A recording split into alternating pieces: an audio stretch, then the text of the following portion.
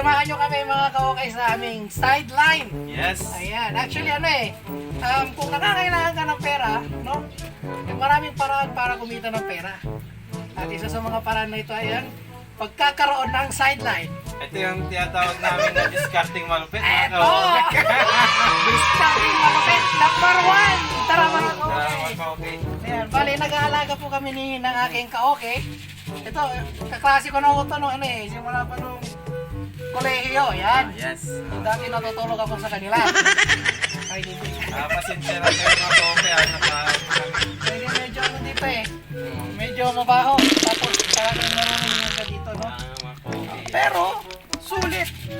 Okay, sulit po siya. Bale ito. Tara mga ka-okay. Nag-aalaga po kami pala ng manok. Itong manok na ito, hindi po siya native. Hindi po siya native. May lahi po itong manok na binili namin ni ka-okay. Hoy! Hoy! Lahi niya ka-okay. Hoy! Hoy! Hoy!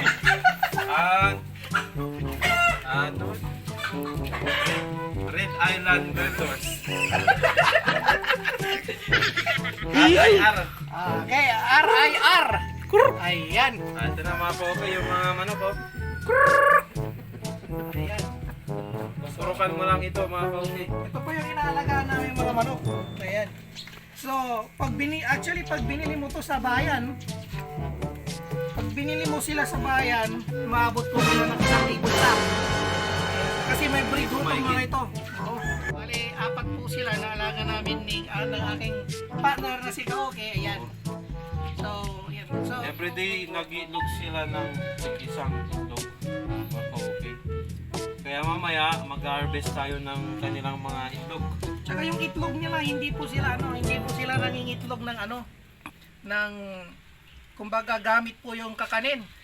Kasi yung mga pagkain ng manok na yan, isa rin po yan sa mga reason kung bakit nangingitlog sila pero hindi po kami gumagamit ng Kaya nga kung may tandang kami, halika dito tandang, paring tandang. Tandang! Surukan mo ka-okay.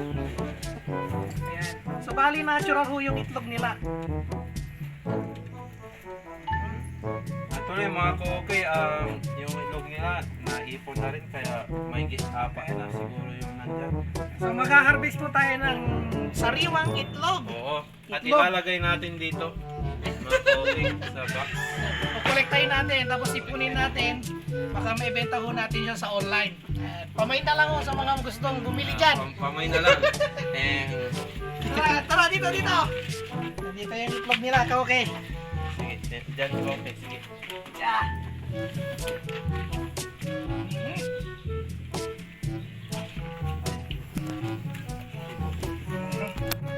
Pakita mo okay, yung itlog. Eto ho, no? Ito, 1 linggo pa lang ito, 1 linggo. Ayan, bali dalawang manok lang yung nangingitlog. Yung dalawa hindi pa. Ito na mga ka-okay. So, ito yung kukunin natin ka-okay, no? Ito. Yan. Dahan-dahan lang ka-okay, baka mabasag. Hindi mo babasag yung itlog natin. Basagin sa yung itlog. 3, 4, 5, 6, 7, 8. So, nakawalo. Mga ka-okay wala tayong incubator kaya ipapa-incubate natin ito sa bayan.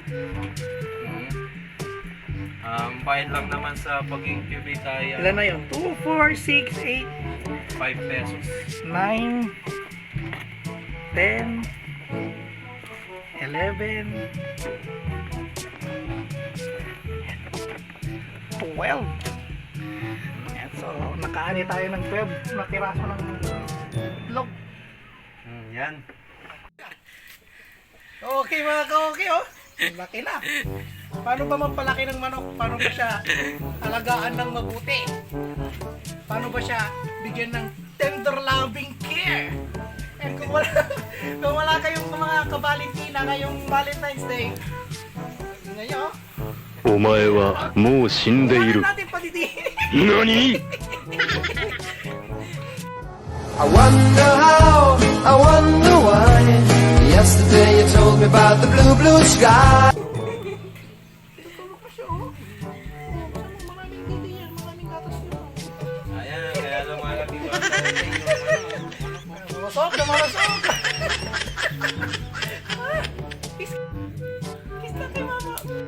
Hold up.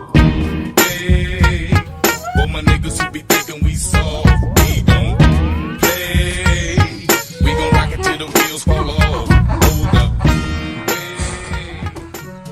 So mga ka-okay, no? Nandito po tayo ngayon sa sa aming munting sideline, no?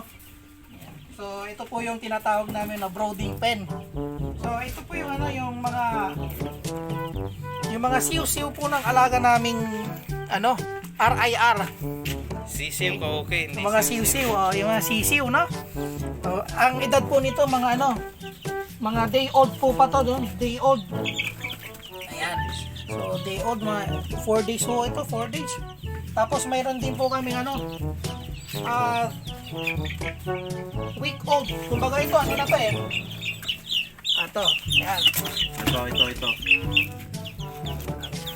Cameraman, dito! Ito. Ito po, medyo malaki siya, no? So, ano na to? 3 linggo na ho to sa amin, no?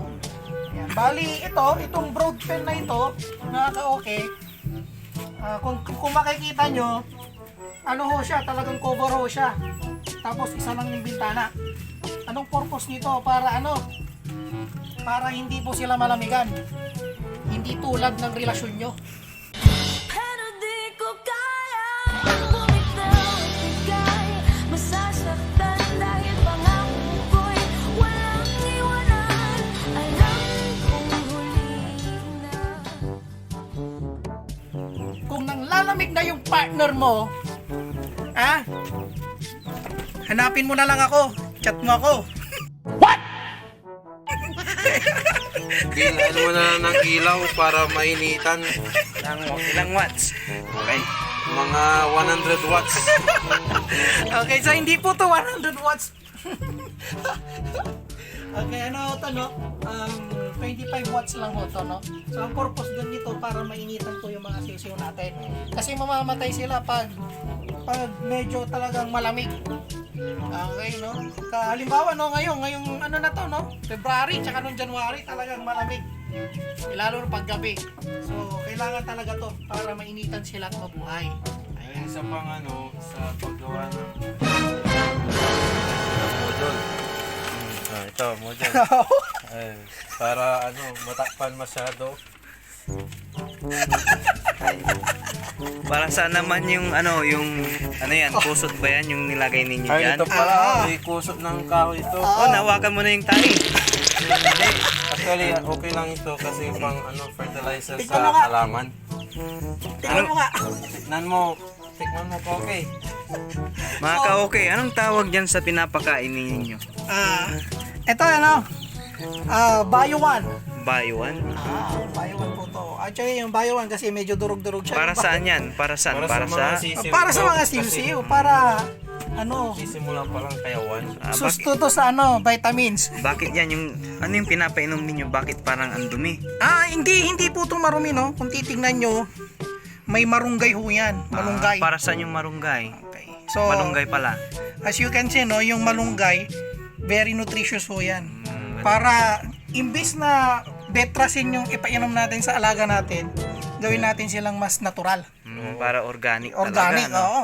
So, ang gagamitin natin, ang ginagamit namin dyan, yung Dinikdik na malunggay. dinigdik na malunggay. Tipid tips talaga. Ang galing mo, idol. Okay. Ilang hits yan? So, ito, bilangin natin, no? 2, 4. Actually, dinagdagan ko to ng 4 nung nakarang araw lang, no? Magkano na yung day old mo?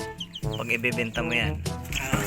So, itong day old ko po, pag binibenta ko po to, around 150 po. Mura na siguro. Kasi may mga lahi itong mga ito eh. Ano yung lahi niyan? Pero pag RIR. nagkasundo tayo sa presyo, bigay ko sa'yo ng 100. Pwede na, Nandito pa yung mojo, no? Sisigla naman ng mga sisiyo ninyo. 4 picture ka pala. Hindi, nilalagay namin itong mojo. Ano yan? Para, Bakit may module dyan?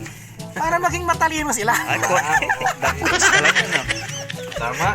So, hindi lang sila malusog, matalino pa. Nag-i-schooling nga sila. Ang galing naman, Mga kaya ito yung use module na ito. Ay, gamit na yan. Baka sabihin nyo, no? Pinaglalaro lang namin ng module. Actually, ito yung pinag-print na Kumbaga, scratch ho to, scratch. Ayan. Ay, napaka Recycle napaka din, resourceful nyo, master.